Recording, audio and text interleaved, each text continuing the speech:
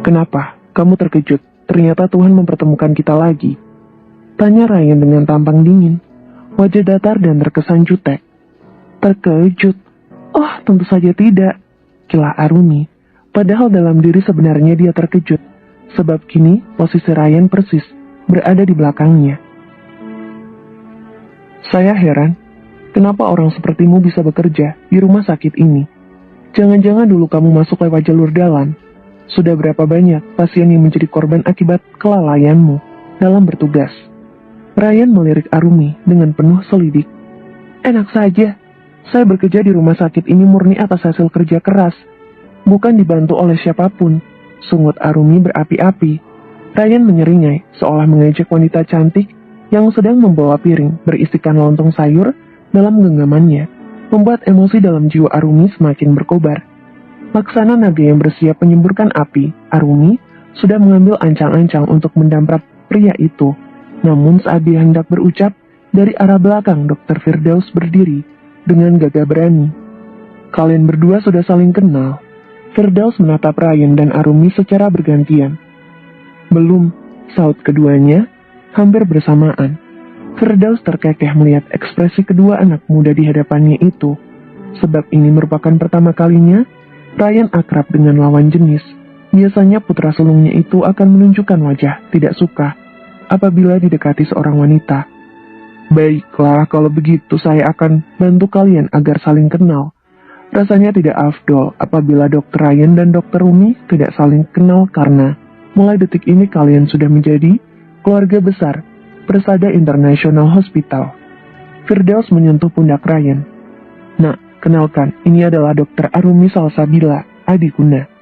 Dia dokter spesialis bedah dan merupakan satu-satunya dokter yang pernah menjadi pemenang dalam kategori dokter favorit pilihan pasien selama 3 tahun berturut-turut.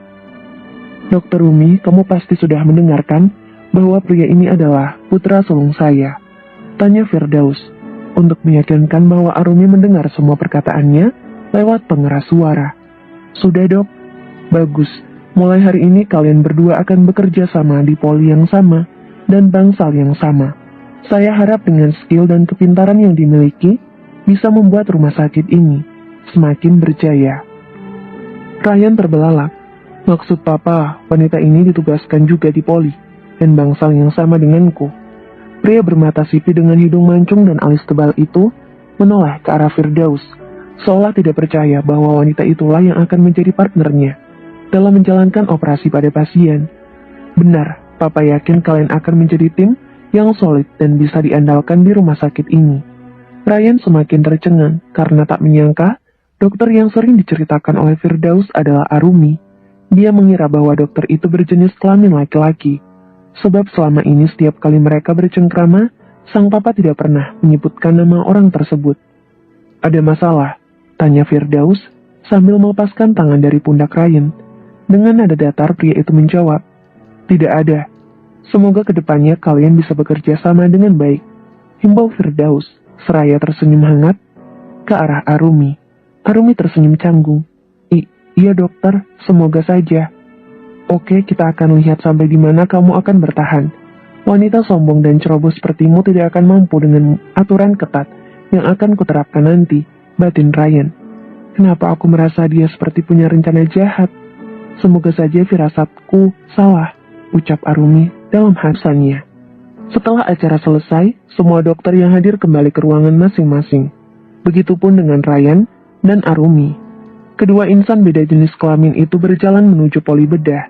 Dengan langkah panjang, Ryan berjalan di depan sementara Arumi mengekori dari belakang. Dasar beruang kutub, sejak tadi dia berjalan seperti dikejar setan aja. Terburu-buru sekali, hingga aku kesulitan untuk menyeimbangkan langkahnya itu, batin Arumi. Kabar kedatangan dokter baru di poli bedah membuat tenaga medis yang bekerja berjaga di poli itu antusias menyambut kehadiran Ryan. Beberapa perawat yang masih single berlomba-lomba menarik perhatian dengan cara berdandan semenarik mungkin agar dilirik oleh putra dari direktur sekaligus pemilik rumah sakit. Siapa tahu salah satu dari mereka ada yang beruntung dipersunting oleh dokter muda pintar, tampan dan rupawan seperti Ryan. Namun ada satu hal yang tidak mereka ketahui tentang penyakit aneh yang diderita oleh pria itu sejak masih kecil. Dia akan merasakan ruam di kulit apabila bersentuhan dengan lawan jenis, sehingga membuatnya harus rajin mencuci tangan, menuangkan sanitizer atau menggunakan sarung tangan untuk meminimalisir kontak langsung dengan mereka. Selamat datang dokter, seorang perawat senior berdiri di hadapan Ryan dengan senyum ramah. Iya, jawab Ryan dingin tanpa ada senyum terlukis di wajah tampan itu. Dokter Ryan kenapa tidak tersenyum, padahal suster Amira sudah nyengir sampai giginya kering, bisik salah satu perawat berseragam putih pada temannya. Mungkin saja sedang sariawan atau bisa jadi dia pemalu.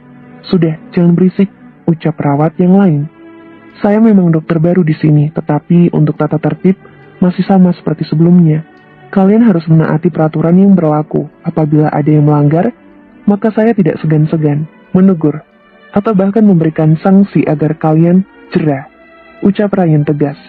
Pria bermata sipit itu sesekali melirik Arumi dengan tatapan sinis. Suster, saya Amira, dokter, kepala perawat di sini.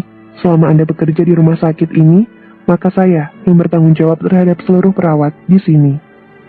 Ryan menganggukkan kepala.